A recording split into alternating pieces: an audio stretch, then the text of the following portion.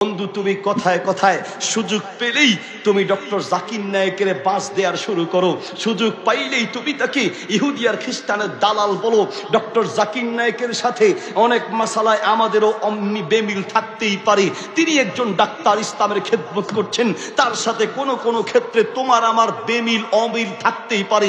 বহু মাসালায় তার সাথে আমার মিলে না, ঠিক আছে, দুই একটা মাসালায় তার সাথে আমার নিজেরও মতের ভিন্নতা আছে, কিন্তু তারপরেও মনে করি তুমি কাকে ইহুদির দালাল বলো, তুমি কাকে খ্রিস্টানের দালাল বলো, যেই লোকটার মাধ্যমে বিশ্বের অসংখ্য অমুসলিম ইসলামের পথে ফিরে এসেছে, তাকে তুমি ইহুদির দালাল বলছো, ঠিক কিনা?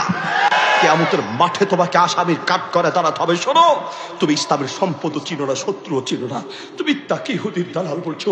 যে লোকটা নিজের মাতৃভূমি ছাড়তে বাধ্য হয়েছে, যে লোকটা নিজের দেশ ছাড়তে বাধ্য হয়েছে, যে লোকটা নিজের সম্পদ থেকে বঞ্চিত হয়েছে, যে লোকটাকে ইসলাম বিদ্বেষীরা পেলে কেটে টুকরো টুকরো করে ফেলবে, ঠিক কিনা?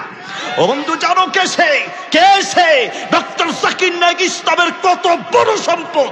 তোমাকে কি দিয়ে বুঝাই? তুমি তো ডিমের ভিতরে আছো, ডিমের ভিতরে। মালদ্বীপ মাহফিল করতে গেলাম, আজ থেকে 8-9 বছর আগের কথা বলছি। মালদ্বীপ মাহফিল, 2 চোখের কথা বলছি, 2 চোখের সাক্ষীর কথা বলছি। তুমি তো ডিমের মধ্যে বসে বসে বিশ্বের খবর না জেনে উল্টো বিরোধিতা করছো। ও বন্ধু, মালদ্বীপ মাহফিল করতে গেলাম আরো 8 থেকে 9 বছর আগে। মালদ্বীপ, ডক্টর জাকির নায়েক যে মঞ্চে বক্তব্য দিলেন, ঠিক সেই মালদ্বীপ, যে মালদ্বীপের রাজধানী মালে তিনি বক্তব্য দিয়েছেন, সেই জায়গায় আমিও মাহফিল করতে গিয়েছি। যাওয়ার পরে তাকে নিষিদ্ধ করা হয়েছে, তিনি এরপরে আর যেতে পারেন নাই। কিন্তু সেই দেশে যাওয়ার পরে বহু অমুসলিমকে সাক্ষাৎ করতে পেলাম। একজন লোক আমাকে নিয়ে সাক্ষাৎ করায় দিলেন, বললেন, হুজুর, এই যে লোক, তিনি এসে বললেন, আমি ইসলাম গ্রহণ করেছি ডক্টর জাকির নায়েকের বক্তব্য শুনে, আমি ইসলামের পথে এসেছি ডক্টর জাকির নায়েকের মাধ্যমে। ইন্ডিয়াতে যাও, ভারতে যাও, অসংখ্য অমুসলিম ইসলামের পথে ফিরে এসেছে ডক্টর জাকির নায়েকের মাধ্যমে। তুমি ইহুদির দালাল বলছো, তুমি খ্রিস্টানের দালাল বলছো। বলো, তুমি যেই পরিমাণ অঙ্ক শেখানোর চেষ্টা করেছেন, যেই পরিমাণ ইংরেজি শেখানোর চেষ্টা করেছেন, যেই পরিমাণ সায়েন্স আর বিজ্ঞান শেখানোর চেষ্টা করেছেন, বাপ, আপনি তার 10 ভাগের 1 ভাগও আল্লাহর কোরআন শেখানোর চেষ্টা করেন, ঠিক কিনা? আপনার ইন্টারনেটে হয়তো অনেকেই আমার বড় ছেলের একটা বক্তব্য দেখেছেন। আমার ছেলে একটা বক্তব্য দিতে গিয়ে তার একটা পয়েন্ট সে উল্লেখ করেছে।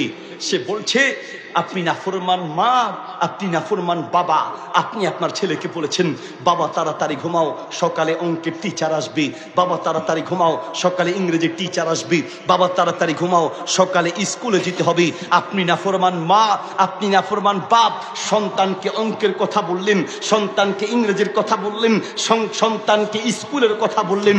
আপনি নাফরমান মা আর বাপ, একটা বার বলেন নাই, বাবা তাড়াতাড়ি ঘুমাও, সকালে ফজরের নামাজ পড়তে হবে, বাবা তাড়াতাড়ি ঘুমাও, সকালে আল্লাহর কোরআন পড়তে হবে, ঠিক কিনা?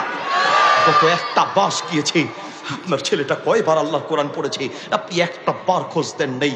আপনার ছেলে অঙ্ক ভালো করতে পারে, ভালো অঙ্ক কষতে পারে, ভালো ইংরেজি পড়তে পারে, আপনি খুশি হয়ে যাচ্ছেন।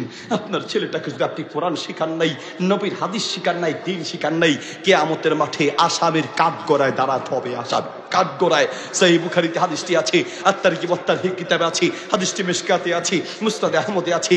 আল্লাহর নবী বলছেন, কুল্লুকুম রাইন ওয়া কুল্লুকুম মাসউলুন আন রাইয়াতিহি।